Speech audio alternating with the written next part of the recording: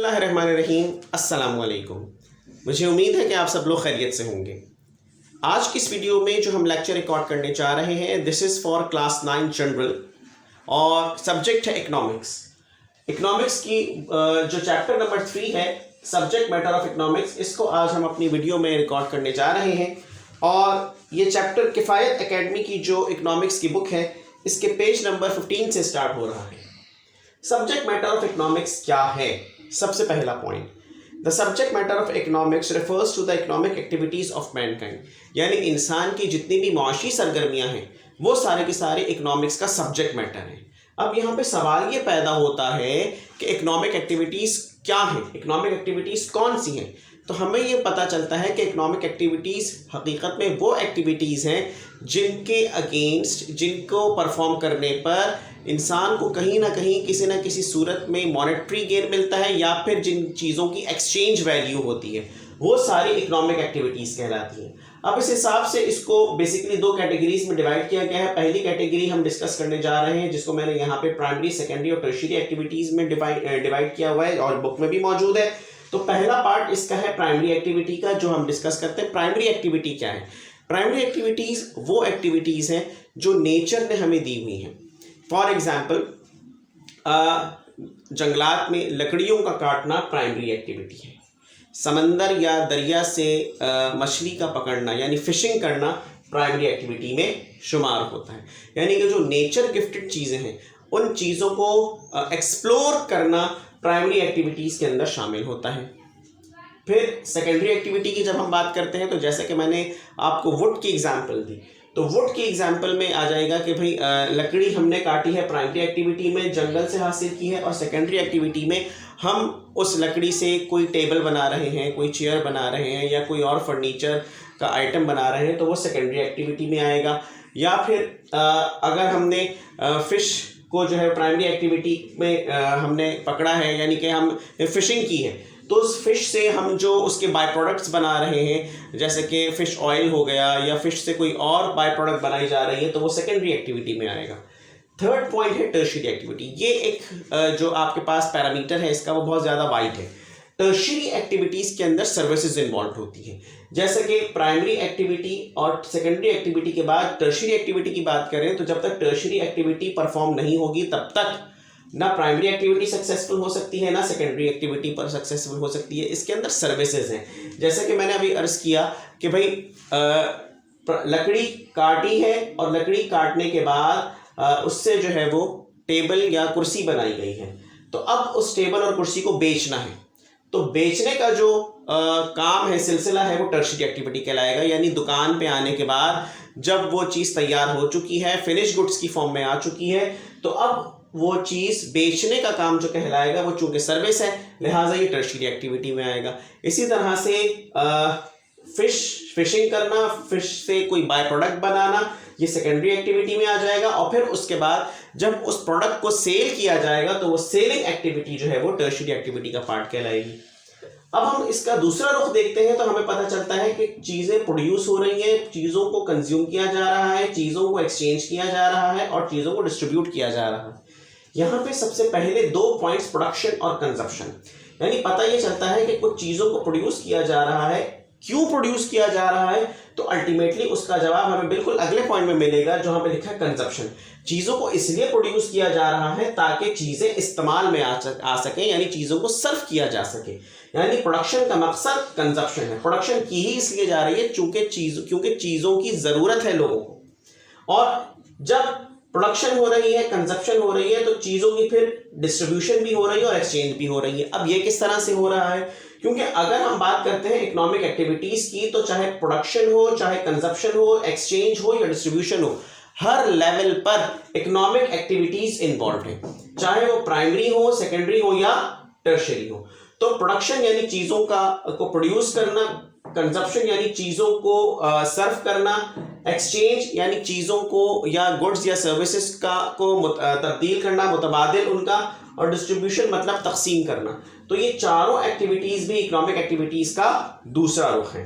जब हम बात करते हैं आपके सामने इकोनॉमिक्स की डिवीज़न की, तो कुछ चीज़ें हम इंडिविजुअल बेसिस पे यानी सिंगल यूनिट्स पे आइडेंटिफाई कर रहे होते हैं और कुछ चीज़ों को हम एज अ होल यानी एक फ्लाई बर्ड आई व्यू के तहत हम उसको मॉनिटर कर रहे होते हैं। तो जब हम किसी भी इंडिविजुअल यूनिट को डिस्कस करते हैं तो हम छोटे यूनिट्स को डिस्कस कर रहे हैं, सिंगल यूनिट को डिस्कस कर रहे हैं तो वो आएगा माइक्रो इकोनॉमिक्स में, और जब हम किसी भी चीज़ को एज अ होल डिस्कस करें तो फिर वो आएगा मैक्रो इकोनॉमिक्स में। इन दोनों की एक एग्जांपल कोट कर दूं तो शायद मेरे व्यूअर्स को पॉइंट क्लियर हो जाएगा कि माइक्रो इकोनॉमिक्स वो इकोनॉमिक्स है कि जिसके अंदर इंडिविजुअल पर्सन की इनकम, उसके एक्सपेंडिचर की बात हो रही होती है, उसकी डिमांड्स की, उसकी सप्लाई, उसकी डिमांड्स की, उसकी वांट्स की बात हो रही होती है। जबकि मैक्रो इकोनॉमिक्स के अंदर एक कंट्री की, एक कॉन्टिनेंट की, एक पूरे इलाके की, इस तरह से जो एज अ होल जब हम बात करते हैं तो उसे मैक्रो इकोनॉमिक्स के अंदर डिस्कस किया जाता है। या वर्ल्ड की अगर बात कर रहे हैं तो वो मैक्रो इकोनॉमिक्स की कैटेगरी में आएगा। तो micro economics, macro economics, basically these are the two main branches of economics, कि एक माइक्रो इकोनॉमिक्स है, एक मैक्रो इकोनॉमिक्स है, और दोनों अपनी अपनी जगहों पे अहमियत की हामिल है। जब हम इकोनॉमिस्ट की बात करते हैं यानी कौन कौन से ऐसे मेजर इकोनॉमिस्ट थे जिन्होंने इकोनॉमिक्स के कॉन्सेप्ट दिए, तो उसमें सबसे पहला नाम फादर ऑफ इकोनॉमिक्स का आता है जिन्हें एडम स्मिथ कहा जाता है, और सबसे पहले इकोनॉमिक्स का कॉन्सेप्ट देने वाले जो साहब हैं वो एडम स्मिथ ही हैं, जिन्होंने इकोनॉमिक्स के बारे में ये कहा कि economics is a science of wealth. और दूसरे नंबर पे हम ये बात करते हैं कि दूसरे नंबर पे इकोनॉमिस्ट कौन है, तो दूसरे नंबर पे जो इकोनॉमिस्ट है वो है प्रोफेसर एल्फ्रेड मार्शल, जिन्होंने इकोनॉमिक्स का कॉन्सेप्ट दिया that economics is a science of material requisites, यानी जो भी चीज़ें मौजूद हैं, जो मटेरियल रखती हैं, जिनका जो वजूद रखती हैं, वो इंसानों को किसी न किसी तरह फ़ायदा पहुंचा रही होती हैं। और फिर थर्ड इकोनॉमिस्ट जो हमारे सामने आते हैं that is Lionel Robins. Lionel Robins ने जो कॉन्सेप्ट दिया वो दिया अल्टरनेट चॉइस का, यानी हर चीज़ का मुतबादिल मौजूद है। चूँकि इंसान की ख्वाहिशें लामहदूद हैं और उन ख्वाहिशों को पूरा करने के लिए इंसान के पास जो वसाइल हैं वो वसाइल इंतहाई महदूद हैं, तो लिहाजा इंसान को अपनी ख्वाहिशों को पूरा करने के लिए, लामहदूद ख्वाहिशों को पूरा करने के लिए इंसान को अल्टरनेट चॉइसेस की ज़रूरत है कि इंसान मुतबादिल चीज़ों की तरफ जाए। क्योंकि अगर इंसान एक ही चीज़ के ऊपर जो है रिलाय करना शुरू कर देगा तो वो चीज़ जो है उसके ज़रिए इंसान ज़िंदगी नहीं गुजार सकता। हम अपनी पूरी लाइफ को उस चीज़ के ऊपर डिपेंडेंट नहीं बना सकते। लिहाजा इंसान को हमेशा पूरी ज़िंदगी में अल्टरनेट चॉइसेस की तरफ जाना पड़ता है। तो ये तीन जो हमारे इकोनॉमिस्ट हैं इन्होंने वाज़ेह तौर पे अपने अपने नज़रियात को पेश किया इकोनॉमिक्स के हिसाब से।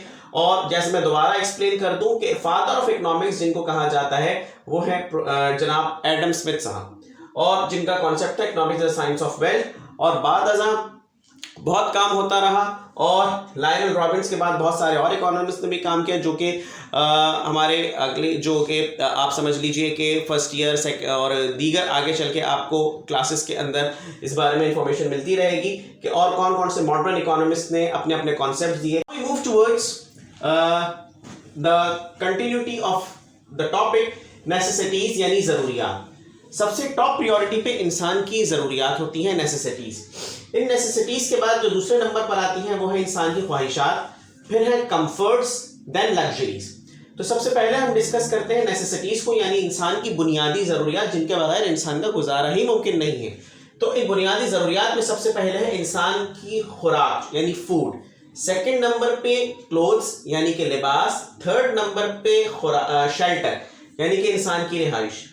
ये तीन चीज़ें इंसान की बुनियादी ज़रूरियात हैं। और इंटरनेशनल लेवल पे जब हम बेसिक नेसेसिटीज़ को डिस्कस करते हैं तो हमें पता चलता है कि एजुकेशन और हेल्थ भी इंसान की बेसिक नेसेसिटीज़ के अंदर शामिल हैं। नेसेसिटीज़ की तकमील के बाद इंसान की ख्वाहिशात आती हैं, यानी इंसान की ख्वाहिशात वांट्स, जिन्हें इकोनॉमिक्स में एंड्स भी कहा जाता है, ENDS। मैं यहाँ इसकी स्पेलिंग को मेंशन कर देता हूँ, एंड्स भी कहा जाता है। ये जो वांट्स हैं ये दो तरह की हैं, इकोनॉमिक वांट्स और non economic wants. Economic wants और नॉन इकोनॉमिक वांट्स वही फ़र्क है कि जो इकोनॉमिक एक्टिविटीज़ और नॉन इकोनॉमिक एक्टिविटीज़ में है। यानी इकोनॉमिक वांट्स वो वांट्स हैं जिनकी तकमील के लिए, जिनकी सेटिस्फैक्शन के लिए इंसान को किसी न किसी चीज़ को एक्सचेंज करना पड़ता है, चाहे वो मॉनेटरी टर्म्स हो या कोई और ऐसी चीज़ या सर्विस जिसकी एक्सचेंज वैल्यू मौजूद हो। जबकि नॉन इकोनॉमिक वांट्स की सेटिस्फैक्शन के लिए इंसान को ऐसी किसी चीज़ की ज़रूरत नहीं होती।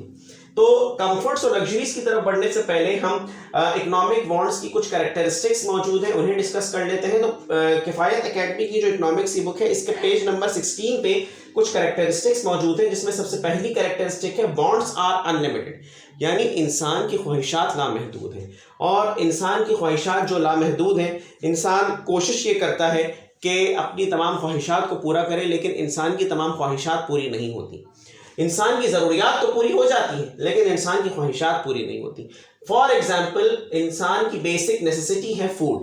अब एक इंसान जितनी खुराक कंज्यूम कर सकता है, जितना फूड कंज्यूम कर सकता है, उतना तो वो घर पे भी कंज्यूम कर लेगा, लेकिन उसकी ख्वाहिश ये है कि वो किसी लग्जरियस जगह पे, यानी किसी रेस्टोरेंट में जाके या किसी ऐसी वीआईपी जगह पे जाके डिनर करे या लंच करे, जहाँ पे उसको जो है वो एक अलग सी लग्जरियस माहौल मिले, एक वीआईपी प्रोटोकॉल मिले।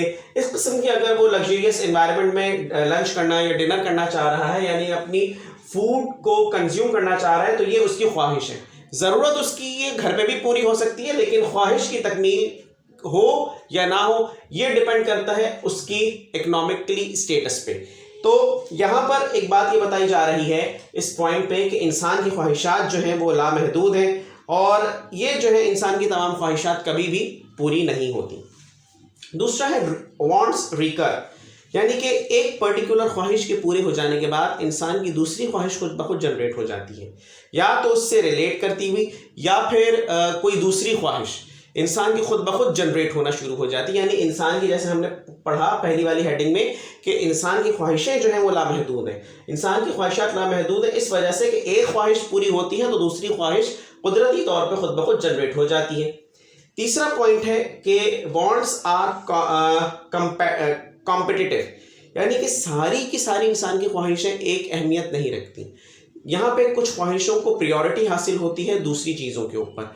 कि फॉर एग्जांपल, मैं आपको अगर एग्जांपल कोट करूँ इसकी, तो ये बताना होगा कि भाई अगर कोई चीज़ ऐसी है कि जो आपकी ड्रेस से रिलेटेड है, तो वो आपको परचेज करनी है, और महीने के लास्ट 10 डेज चल रहे हैं, किसी भी महीने के लास्ट 10 डेज चल रहे हैं, तो आपका बजट आपको इजाज़त नहीं देता कि आप अपनी इस वांट को इस वक्त पूरा करें। तो इसके लिए अमूमी तौर पे नेक्स्ट मंथ का वेट किया जाता है कि भाई जब नेक्स्ट मंथ सैलरीज आएंगी तो उस वक्त इस ख्वाहिश को पूरा कर लिया जाएगा। यानी कि यहाँ पर इस सिचुएशन में आपकी जो वांट है वो पूरी नहीं हो सकती, क्योंकि आप इकोनॉमिकली अभी उस चीज़ को अफोर्ड नहीं कर सकते, तो लिहाजा आप इसको डिले कर देंगे। लेकिन अगर कोई ऐसी चीज़ आ जाए कि जो एजुकेशन से रिलेटेड हो और अर्जेंटली बेसिस पे आपको करनी हो, तो फिर वो आपके लिए ज़रूरी हो जाएगा पूरा करना। तो अब आप उसमें ये नहीं कह सकते कि भाई इसको नेक्स्ट मंथ हम परफॉर्म कर लेंगे, ये अभी नहीं हो सकता। तो लिहाजा आप जो है यहाँ पर उस चीज़ को फ़ौरन अप्लाई करने की कोशिश करेंगे और अपनी ख्वाहिश को पूरा करेंगे, जो कि आपकी अर्जेंट बेसिस पे होनी है।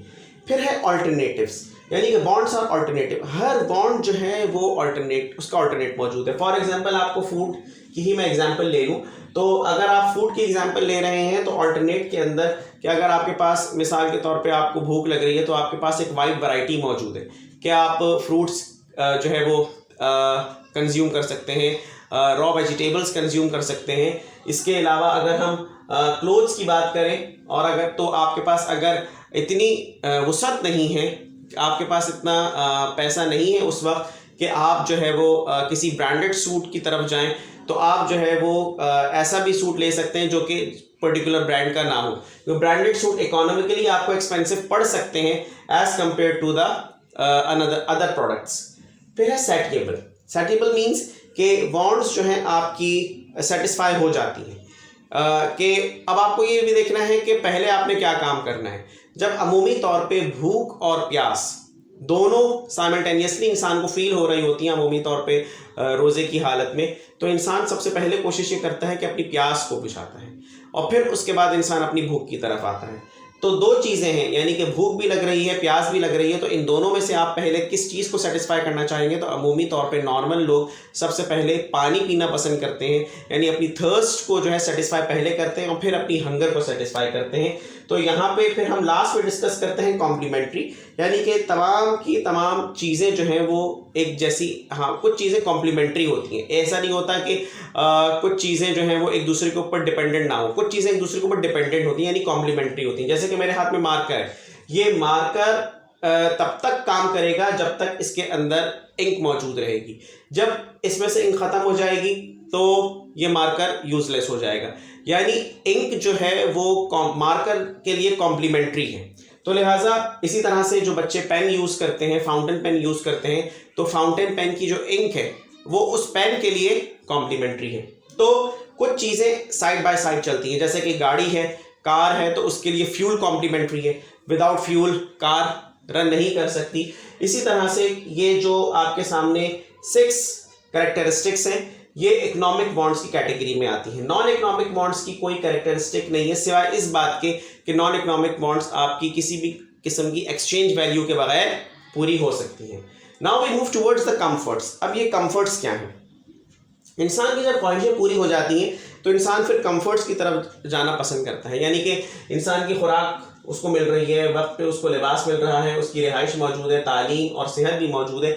फिर हम देखते हैं कि भाई हमारे घर के अंदर थोड़ी सी कंफर्ट जोन होना चाहिए। यानी कि मिसाल के तौर पे टेलीविज़न का होना कंफर्ट्स में आता है।